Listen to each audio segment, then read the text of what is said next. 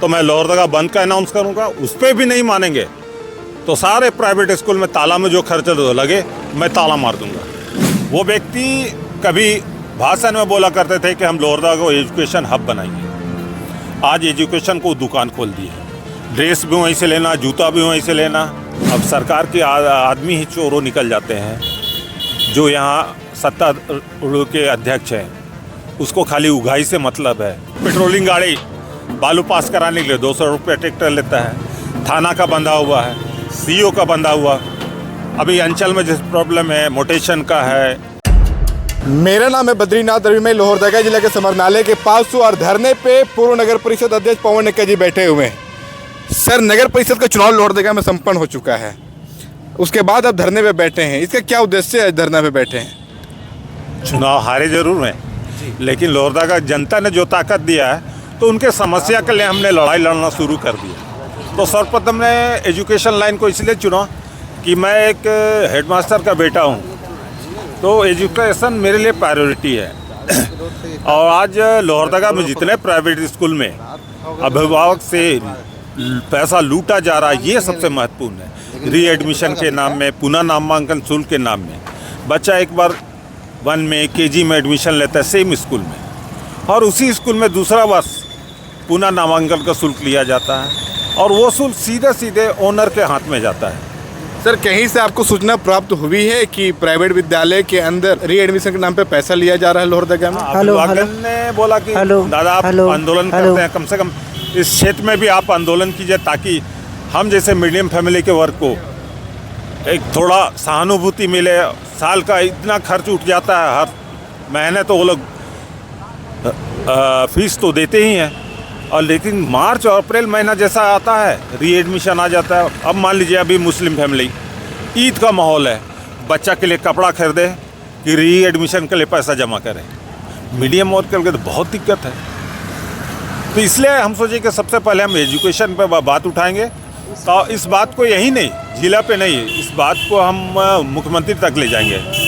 कह कि अभी मैं उपायुक्त को ज्ञापन दिया और उपायुक्त ने आश्वस्त किए कि हमने एक कमेटी बनाएंगे और जांच कराएंगे, और ये भी कहा कि अभिभावकगण कम से कम हमको आके बतलाएं, हम इस पर कार्रवाई करेंगे। तो ऐसे उपायुक्त अगर आते हैं और अभिभावक के लिए सहयोग का बात करते हैं तो मेरे लिए तो बहुत अच्छी बात होगी कि हम आंदोलन किए और अभिभावक को फायदा हुआ। हेलो सर, बहुत सारे ऐसे विद्यालय हैं जिसे हम लोग को सुनने को मिलता है कि री एडमिशन के नाम पे पैसा नहीं लिया जाता है, ड्रेस चेंज कर दिया जाता है, बुक तो हर वर्ष हर एक प्राइवेट विद्यालय में चेंज ही कर दिया जाता है, कॉपी चेंज कर दिया जाता है, जूता मोजा ये सारे चीज़ चेंज कर दिया जाता है। तो इसे कैसे रोकेंगे आप? देखिए, होता क्या है कि अगर वो ड्रेस चेंज नहीं करेंगे तो वो मार्केट में जाएगा, और स्कूल में जो 500 में मिल रहा है वो सामान 300 में अभिभावक को मिलेगा, तो वो स्कूल नहीं जाएगा। कॉपी एक ही है, ऊपर का स्कूल का नाम जो आ जाता है वो महत्वपूर्ण हो जाता है। हेलो इसलिए वो लोग हेलो ये चेंज कर देते हैं कि 2 साल में चेंज कर देता है, 3 साल में। अभी देखिए रांची में टॉप मोस्ट स्कूल है, sacred heart, bishop, Loreto convent, saint Xavier, बहुत सारे स्कूल प्राइवेट स्कूल है जिसमें टॉप 10 में गिनती आता है। उसमें ड्रेस चेंज कभी नहीं होता है, जो शुरू से चल रहा है अंतिम तक वही चल रहा है, वहाँ एजुकेशन मिलता है। अब लोहरदगा में देखिए जितना भी प्राइवेट स्कूल है, तो फलाना दोस्त का बेटी ग्रेजुएशन कर ली, अच्छा ठीक है भैया टीचर में डाल देते हैं, तो टीचर में डाल दिया। मेरा कहना है कि एजुकेशन को अगर सुचारू अच्छे रूप से चलाना है तो बीएड कम से कम आप शिक्षक रखिए, कम तनख्वाह दीजिए, लेकिन जो भी बीएड डीएलएड ये सब करके बैठे हुए वैसे व्यक्ति को आप दीजिए स्कूल में, ताकि उसका फ़ायदा छात्र छात्राओं को मिले। तो ऐसा कुछ नहीं, वो आपस का सर्किल में जो बच्चा नहीं पढ़ा कहीं जॉब लगा तो उसको शिक्षक बना दीजिए। सर, एक अहम सवाल, सरकार के द्वारा जो पारित किया गया था 2018 में कि री एडमिशन प्राइवेट विद्यालय में नहीं लेना है, जब सरकार की बात नहीं मान रहे हैं प्राइवेट स्कूल के जो ऑनर है, तो आप धरने पे बैठे हैं, आपकी बात कैसे मानेंगे? मानना होगा, ऐसा थोड़ी है कि हम ज्ञापन दिए और बैठ जाएंगे। ज्ञापन आज दिए हैं तो हमको जैसे डीसी साहब ने कहा कि ज्ञापन दिए हैं, कुछ अभिभावक का हमको पैरवी लाई है। तो अभी आज है, कल पेपर में अगर आपके मीडिया के माध्यम से कुछ लोग जानेंगे, फिर आएंगे कहे कि 2 बच्ची जो यहाँ बैठी थी अमरानंद समोसी लाइन में, वो उसकी माता पिता मेरा एक अनाउंस से वो लोग आए, मिले हमसे। तो अब 2 तारीख से बच्ची का एग्ज़ाम था 8 का। अब हमको 1 तारीख को मिलते हैं तो हम बोले कि मैडम आपको पहले आना था, तब हम किसी से बात कर देते या इंटर काउंसिल में हम आपका बच्ची का रजिस्ट्रेशन करा देते। उतना सोच तो है ही है, उतना हेल्प कर सकते थे। लेकिन आप आए तो बोले कि नहीं, डीसी साहब बोले थे हम कर देंगे, वो इंडोर्स कर दिए थे डीएससी डीओ को, वो लोग कोई ध्यान नहीं दिया। अंतिम समय में 2 तारीख को 1 तारीख को मेरे पास आती है, तो मैं उसको लिए कुछ नहीं कर सका। बोले कि अब तो 1 साल लैप्स हो गया, नेक्स्ट ईयर के पहले आ जाइए। लेकिन वो अभिभावक स्कूल पेर दिया कि आप कैसे मांग सकते हैं। तो ये सब कुछ चीज़ है। तो हमने डीसी साहब को अभी नहीं बतला इस चीज़ में, तो हम कहे कि चलो अपने स्तर से देखते हैं। अब बताइए, उर्सुलाइन में रीएडमिशन लिया जाता है, जो गलत है। पहले उर्सुलाइन में मेरी छोटी बहन लोग वहीं से निकली, ऐसा कुछ नहीं था। लेकिन सबका देखा देखी अब स्टार्ट हो गया दुकान। तो सर ये बंद होगा कैसे? सरकार के गाइडलाइंस को लोग फॉलो नहीं कर रहे हैं, ऑर्डर नहीं मान रहे हैं। सरकार का गाइडलाइन मानना होगा। अब सरकार के आदमी ही चोरों निकल जाते हैं। जो यहाँ सत्तारूढ़ के अध्यक्ष हैं, उसको खाली उगाही से मतलब है, आम जनता के दुखों से नहीं मतलब है। तो ऐसी परिस्थिति में तो मनमानी चलेगा। अगर कोई प्राइवेट स्कूल में जिला अध्यक्ष जा रहे हैं, वो जिला अध्यक्ष ऐसा है जो लोहरदगा प्रॉपर का है नहीं, बाहरी है।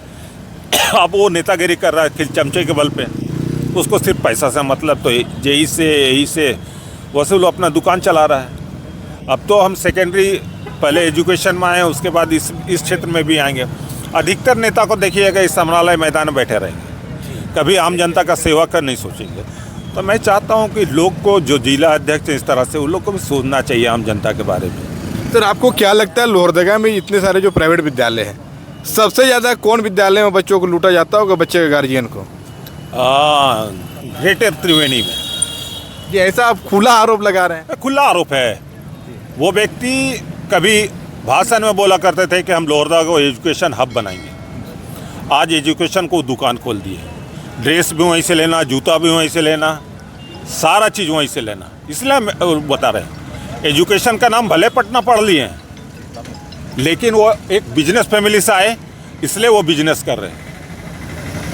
भाई हम तो बता दिए, नाम नहीं बोल रहे हैं, लेकिन मेरा इशारा लोहरदगा का आम जनता को हो गया। आपके माध्यम से हो जाएगा कि किस व्यक्ति पे हम अंगुली उठा रहे हैं। अभी कल ही का बात बता रहे हैं, बीजेपी का समर्थित उम्मीदवार जीता।